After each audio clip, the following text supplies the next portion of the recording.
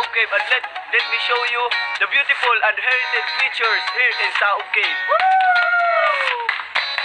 Isa dito sa Saob Cave, mayroon po tayo ditong entrance fee. Yun ay tag 10 pesos.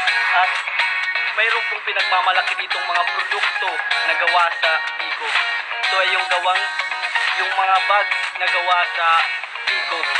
Ito ay papunta na po tayo dito sa pagawaan ng mga produktong bags at mga sinelas, mga wale. At narito. Red.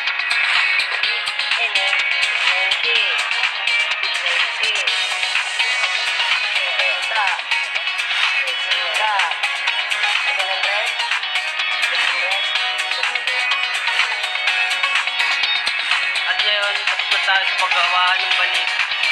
Gusto naman namin alamin kung saan ang boundary ng Saob Cave. At maraming mga turista ang dumadagsa dito sa Saob Cave dahil sa mga magagandang rock formation. Ngayon pupunta naman tayo sa sinasabi ng balon na kung saan ay kung umiling ka ay magkakaroon ng katuparan yung iyong feeling. So, dito. Yan. So, yung sinasabi ng footstep ng isang gante kung saan kung maghulog ka dyan ng barya at tumiling ka ay magkakaroon ng katuparan. At kung sakaling hindi ka tumingin sa iyong dinadaanan dito ay maaaring ma-accident na nilimitan ay magkakapit sila sa kanilang pag-aaral.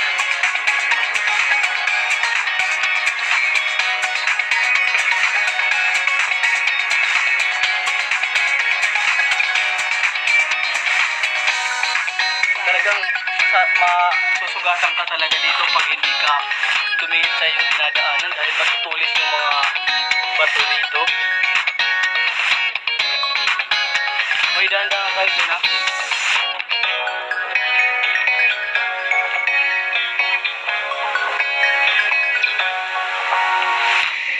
Ito, rito.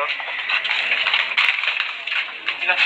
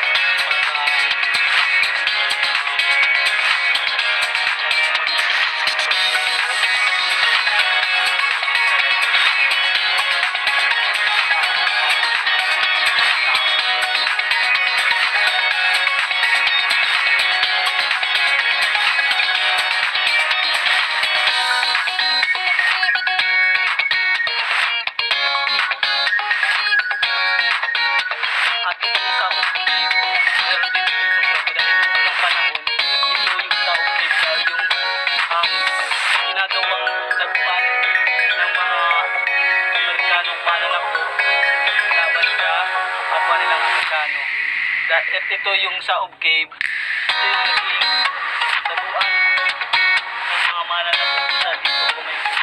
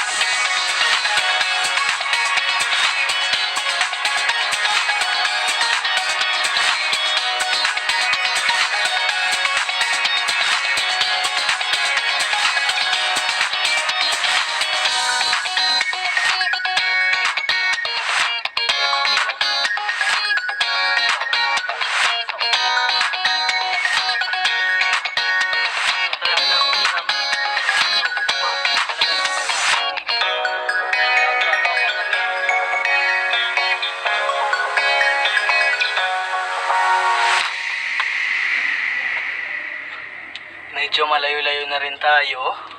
So, kailangan na rin natin bumalik.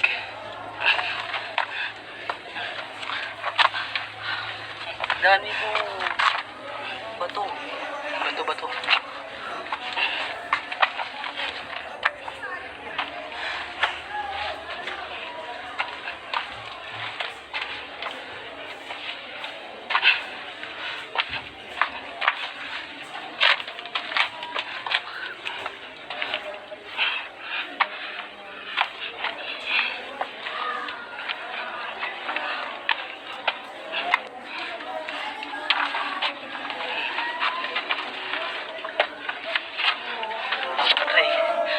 Dahan lang. Medyo papasok na. Ulo. Hit mo, ba? So, very hazard. Kailangan talaga ng disiplina. Okay. Lakas ng loob. Para ma-explore ang Saob Cave.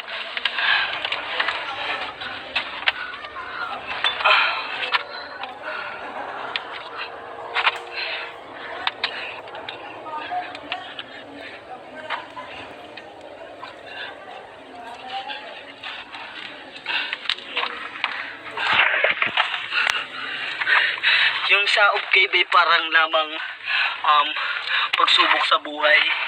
Kailangan mo talagang malampasan para makita mo yung ganda ng Saob Cave. Doon, wag na. Sobrang kipot na. Hindi na kayang power.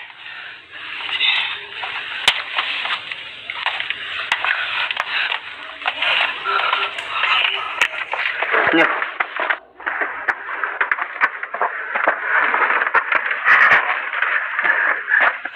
Hindi sumasabit mamaya. Kaya pa ba? Kaya yung dalawa hindi na sama sa amin dito eh. Ang lalaki. Hindi kaya magpagsaba sa palaran. Dahil sa laki katawan. Ayun isa namin. Shortcut.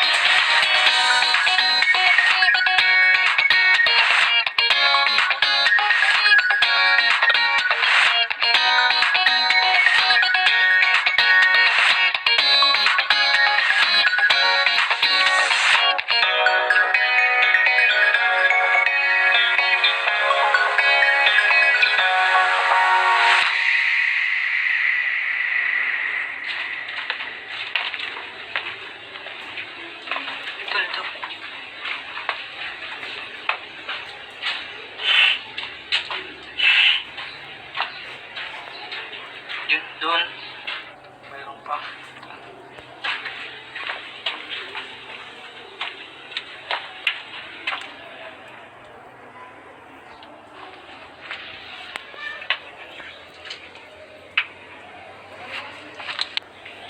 Okay, nakuha na ng turismo. Gado. Ang second floor ni karamihan natin yun. Wala akong pag-iwa, baka may nakatapos dito. Nagkailagal ko rin ito.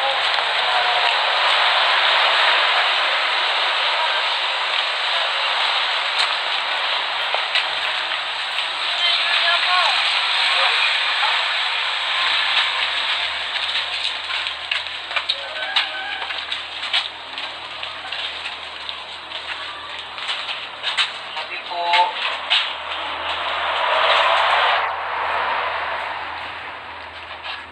ang balik. Mga tanong kita dito. Ito, barko. Ito yung barko o yung boat na sinasakyan nung panahon ng mga ng mga sundalo nung unang panahon.